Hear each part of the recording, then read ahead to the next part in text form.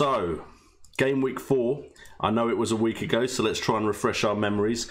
We got a couple of talking points from game week 4. The first one is consistent Chelsea. Now, I'm going to be completely honest. I was concerned about Chelsea options at the beginning of the season. I didn't put any in my side, although I was very close to including Pedro at times and Alonso at times.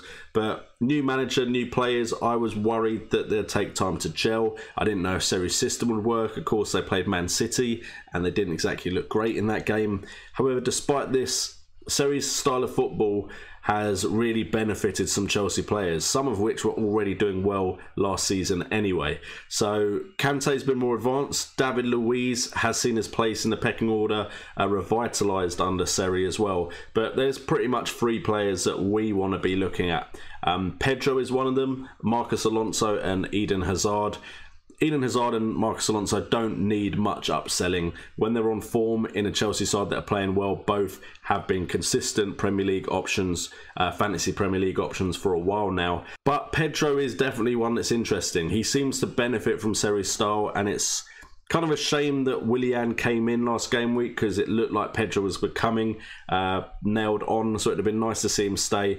But so far, he's played Pedro 265 minutes so far this season, compared to Alonso's 360. He's managed to get 3 goals, 11 attempts, 7 from inside the box, 6 on targets, minute per chance at just under 25 minutes a chance, goal involvement at 38%. That is very good for a very cheap midfielder. He's probably around 6.7 now, but when I wrote down the stats, he was at 6.6. More minutes than Hazard, but Hazard looks pretty nailed on now that he's returned to match fitness. 2 goals, 2 assists. More penalty area touches than Pedro, 25 to 18. Attempts 10 from inside, only 4. However, with him, you get goal threat as well as chances created. He's created 10 chances so far this season, and his goal involvement is at 67%. And then Marcus Alonso, 1 goal, 5 assists, 2 proper assists. Penalties don't really count as assists unless you're playing Fantasy Premier League. But he's had 16 penalty area touches for a defender, creating chances as well. A chance on goal every 30 minutes, goal involvement at 60% as well. So right now, I think you need some Chelsea coverage. With their fixtures currently the way they are, we have next for Chelsea, Cardiff and West Ham. Then it is Liverpool, but then you've got Southampton, Man United. And then after Man United, what do we have? Burnley, Crystal Palace, Everton. So I'd say it's pretty safe to say that you're going to need some Chelsea coverage, even if there's a game week every now and again that isn't fantastic for them. So definitely be looking at your Chelsea players. Okay, so Bryce Leo, I suppose it carries on from my talk about Chelsea, asks, 3 Chelsea players is not too much.